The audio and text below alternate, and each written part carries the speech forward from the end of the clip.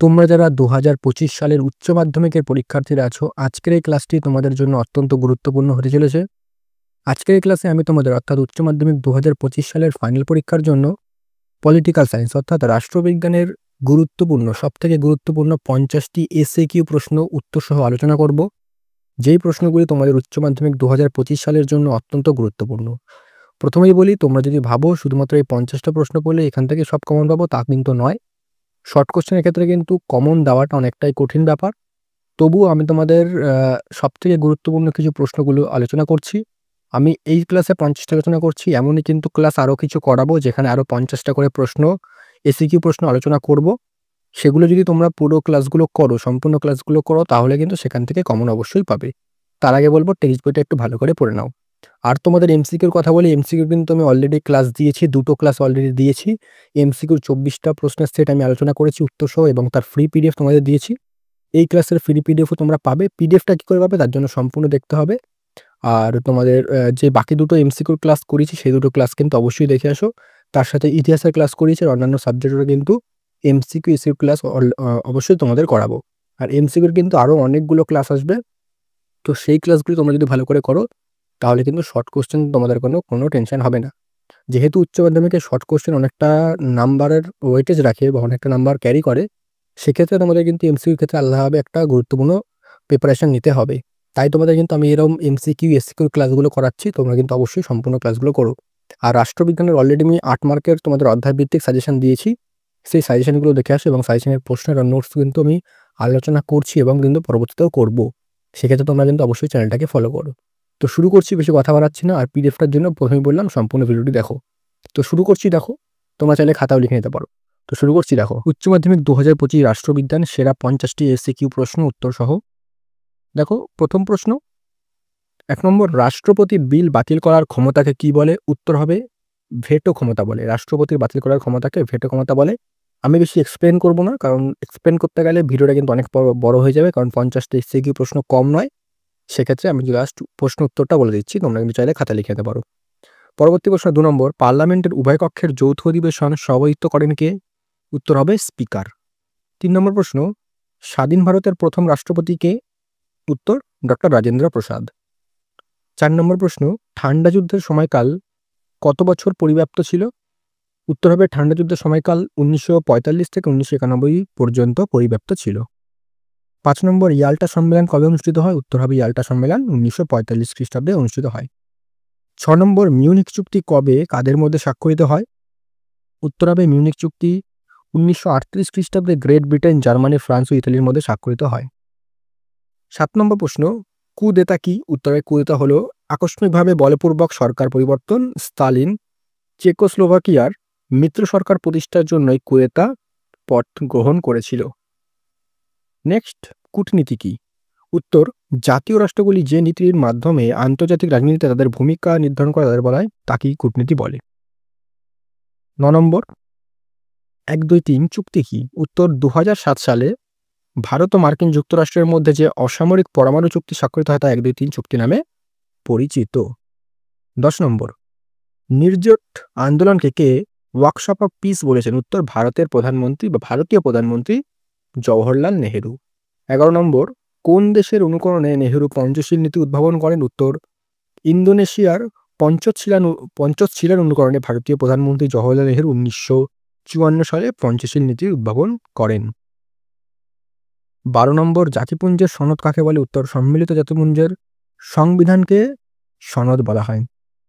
পরবর্তী প্রশ্ন 13 নম্বর, জাতিপুঞ্জের সনদে কি কি আছে? উত্তর, জাতিপুঞ্জের সনদে একটি প্রস্তাবনা, 19টি অধ্যায় এবং 111টি ধারা রয়েছে। 14 নম্বর, কাকে বিশ্ব পার্লামেন্ট বলা হয়? উত্তর হবে সাধারণ সভাকে। দেখো এই প্রশ্নগুলো কিন্তু পর্ষদ প্রকাশিত প্রশ্ন, আমি কিন্তু নিজের মন থেকে বেছে দিয়ে নিজের মন থেকে কয়েকটা প্রশ্ন তুলে দিয়ে এইগুলো বানিয়েছি সেটা কিন্তু নয়, এটা কিন্তু পর্ষদের প্রশ্ন। পর্ষদ কিন্তু প্রশ্নগুলো প্রকাশিত করেছিল, সেই প্রশ্নগুলো কিন্তু আমি আলোচনা করছি। তো এখান থেকে কিন্তু অবশ্যই তোমরা কমন পাবে। ক্লিয়ার? তো 14 নম্বর কি বললাম? বিশ্ব পার্লামেন্ট বলা হয়, উত্তর হবে সাধারণ সভাকে। 15 নম্বর, সম্মিলিত জাতিপুঞ্জের সাধারণ সভা কাদের নিয়ে গঠিত? উত্তর, সম্মিলিত জাতিপুঞ্জের সাধারণ সভার সমস্ত সদস্য রাষ্ট্রকে নিয়ে গঠিত হয়। 16 নম্বর, জাতিপুঞ্জের সনদ সংশোধনের ক্ষেত্রে নিরাপত্তা পরিষদের সুপারিশ বলতে কি বোঝানো হয়েছে? উত্তর, নিরাপত্তা পরিষদের সুপারিশ বলতে পরিষদের 5টি স্থায়ী সদস্য সহ মোট সদস্য রাষ্ট্রের অন্তর 9টির সম্মতি থাকবে বোঝায়। এটাকে কিন্তু নিরাপত্তা পরিষদের সুপারিশ বলা হয়েছে। 17 নম্বর, ওচি ব্যবস্থা কি? উত্তর, স্বাধীনতা লাভের উপযুক্ত বলে বিবেচিত হলে সম্মিলিত জাতিপুঞ্জ ওই সব অঞ্চলকে স্বাধীনতা প্রদানের যে ব্যবস্থা করে তাকে বলা হয় ওচি ব্যবস্থা। 18 নম্বর, কতদিন অন্তর পঞ্চায়েত সমিতির সভা আহ্বান করা হয়? উত্তর হবে 3 মাস অন্তর পঞ্চায়েত সমিতির সভা আহ্বান করা হয়। 19, জেলা পরিষদের প্রধান কর্মকর্তাকে? উত্তর হবে সভাধিপতি। 20, বিডিওর একটি কাজ লেখো। বিডিওর একটি কাজ হলো ব্লকের অন্তর্গত বিভিন্ন গ্রাম পঞ্চায়েতের উন্নয়নমূলক পরিকল্পনা ও প্রকল্পের মধ্যে সমন্বয় সাধন করা। 21, পশ্চিমবঙ্গের একমাত্র মহকুমা পরিষদ নাম কি? উত্তর হবে শিলিগুড়ি মহকুমা পরিষদ। 22, বিচারক প্রণীত আইন বলতে কি বোঝো? উত্তর, প্রচলিত আইনের সাহায্যে বিচার কার্য সম্ভব নয় উপলব্ধি করে বিচারকেরা অনেক সময় নিজস্ব বিচার বুদ্ধি সাহায্য করে বিচার করে থাকেন, একেই বিচারক প্রণীত আইন বলা হয়।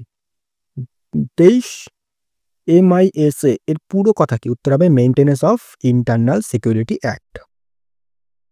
24, PIL এর পুরো কথা কি? উত্তর, পাবলিক ইন্টারেস্ট লিটিগেশন।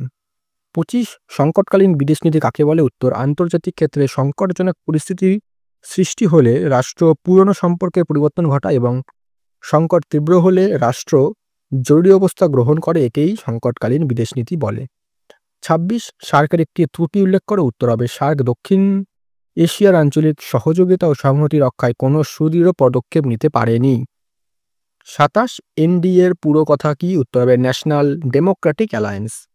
CTBT কি? 28 নম্বর, উত্তর, CTBT হলো একটি বহুদেশীয় চুক্তি যার মাধ্যমে চুক্তিবদ্ধ দেশগুলি কি সামরিক কি অসামরিক যে কোনো উদ্দেশ্যে যে কোনো পরিবেশে পারমাণবিক বিস্ফোরণ নিষিদ্ধ করতে সম্মত হয়েছে।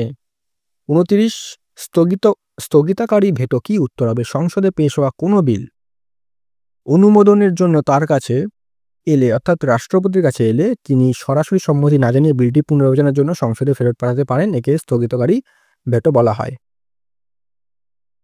30 নম্বর, কিচেন ক্যাবিনেট কাকে বলে? কিচেন ক্যাবিনেট বলতে ক্যাবিনেটের এমন কিছু সদস্যকে বোঝানো হয় যাদের সঙ্গে প্রধানমন্ত্রীর বেশি ঘনিষ্ঠতা বজায় রাখেন এবং যাদের পরামর্শকে তিনি গুরুত্ব দেন। অর্থাৎ কিচেন ক্যাবিনেটটা একটুখানি বলি, দেখো আমাদের যে সংসদ আছে, লোকসভা সংসদ, সেখানে তার যে মোট সদস্য তার কিন্তু 15% বেশি না, কিন্তু 15% যে মন্ত্রী হয়, মিনিস্টার হয়, তাদের নিয়ে কিন্তু ক্যাবিনেট তৈরি হয়। তো সেই ক্যাবিনেটের মধ্যেও কিন্তু আরও সেই 15% সদস্যের মধ্যেও তার থেকে আরও কিছু কম শতাংশ সদস্যরা কিন্তু প্রধানমন্ত্রীর বেশ ঘনিষ্ঠ থাকে। তাদেরকে নিয়ে যে ক্যাবিনেটটা তৈরি হয় সেটাকেই বলা হয় কিচেন ক্যাবিনেট। ক্লিয়ার? তোমাদের শুধুমাত্র একটা নর্মাল বুঝিয়ে দিলাম জাস্ট। 31, ব্রিটেনের রাজা বা রানীর সঙ্গে ভারতের রাষ্ট্রপতির পার্থক্য কোথায়? উত্তর, ব্রিটেনের রাজপথ বংশানুক্রমিক এবং কিন্তু ভারতের রাষ্ট্রপতি নির্বাচিত শাসক। এটা কি বংশানুক্রমিক বলতে বংশের পর মানে এর ছেলে রাজা, তার ছেলে রাজা, তার ছেলে রাজা, তার ছেলে রাজা, এমন মানে বংশগতভাবে চলবে। কিন্তু আমাদের রাষ্ট্রপতি তোমরা সকলেই জানো নির্বাচিত, অর্থাৎ ভোটের মাধ্যমে রাষ্ট্রপতি কিন্তু নির্বাচন করা হয়, যদিও আমরা ভোট দিই না, যাই হোক। তারপর দেখবে 32 নম্বর, সম্মিলিত জাতিপুঞ্জের সদস্য রাষ্ট্র কোনটি? উত্তর হবে দক্ষিণ সুদান বা সাউথ সুদান। 33, আন্তর্জাতিক বিচারালয়ের প্রধান বিচারপতিদের কার্যকাল কতদিন? উত্তর, 9 বছর।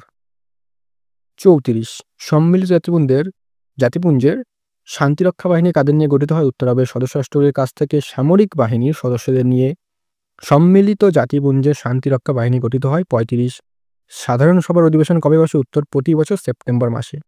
36, সাধারণ সভা কিভাবে গঠিত হয়? উত্তর, সম্মিলিত জাতিপুঞ্জের সকল সদস্য রাষ্ট্রকে নিয়ে সাধারণ সভা গঠিত হয়। প্রত্যেক রাষ্ট্র 5 জন করে প্রতিনিধি পাঠাতে পারে, তবে ভোটদান করতে পারে একজন প্রতিনিধি। 37, নিরাপত্তা পরিষদের অস্থায়ী সদস্যরা কিভাবে নির্বাচিত হন? উত্তর হবে সাধারণ সভার 3/2 অংশের সদস্যের সংখ্যাগরিষ্ঠতা ভোটে নির্বাচিত হন। কত খ্রিস্টাব্দে? 38 নম্বর, ঠান্ডা যুদ্ধের সূচনা? উত্তর, 1945। শেষ হয় কবে? তোমরা সকলেই জানো 1991। 39, কোন রাষ্ট্রের পতনের পর একমেরু প্রবণ বিশ্ব গড়ে উঠেছে? উত্তর, সোভিয়েত ইউনিয়নের পতনের পর।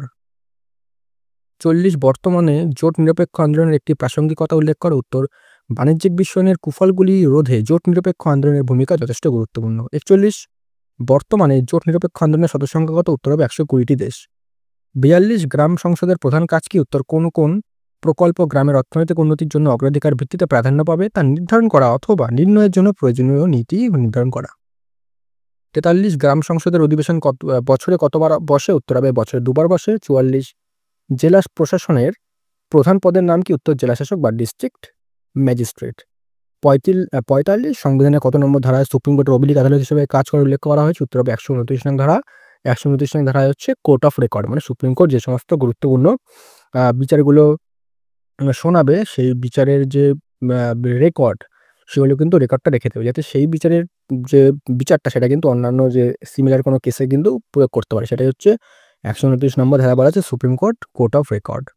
46 বন্দি প্রত্যক্ষীকরণ অর্থ কি? উত্তরে বন্দিকে সশরীরে আদালতে হাজির করা। এগুলো হচ্ছে লেখো বা রিড বলে এগুলোকে। টোটাল 5টা রিড আছে, সেটা পরে কোনোদিন বোঝাবো।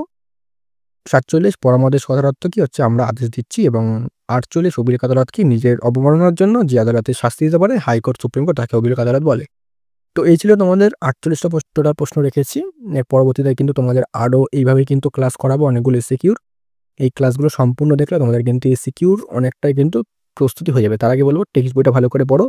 আর প্রিভিয়াস ইয়ারে অর্থাৎ বিগত বছর যে সমস্ত প্রশ্নগুলো এসছে এমসিকিউ সেগুলো কিন্তু একবার হলেও দেখে যাও। আমি বিগত 5 বছরের এমসিকিউ প্রশ্ন একেবারে কিন্তু একটা ক্লাসে করিয়ে দেবো। তো সেই ক্লাসটা খুবই তাড়াতাড়ি আসবে।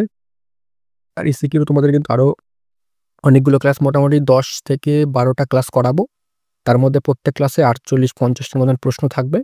তো সেই প্রশ্নগুলি কিন্তু অবশ্যই ভালো করে করলে তোমাদের কিন্তু এমসিকিউর একটা প্রস্তুতি হয়ে যাবে। আর তোমাদের এই পিডিএফটা কি করবে? পিডিএফের জন্য ডেসক্রিপশনে একটা হোয়াটসঅ্যাপ নাম্বার আছে, সেই হোয়াটসঅ্যাপ নাম্বারে মেসেজ করলেই তোমরা কিন্তু পিডিএফটা সম্পূর্ণ বিনামূল্যে পেয়ে যাবে। আর রাষ্ট্রবিজ্ঞানের এমসিকিউর ক্লাসগুলো দেখো, আর বড় প্রশ্নের সাজেশন দিয়েছি, সেই ক্লাসটাও দেখে আসো, তার লিঙ্ক ডেসক্রিপশনে রয়েছে। আর তোমাদের অন্যান্য যাদের যেই সাবজেক্টগুলো রয়েছে সমস্ত সাবজেক্টের কিন্তু সাজেশন অলরেডি চ্যানেলে রয়েছে, তো সেগুলো দেখেছো, তার লিঙ্ক ডেসক্রিপশনে রয়েছে। তো দেখা হচ্ছে পরবর্তী ভিডিওতে নতুন কোনো আপডেট সাজেশন নিয়ে।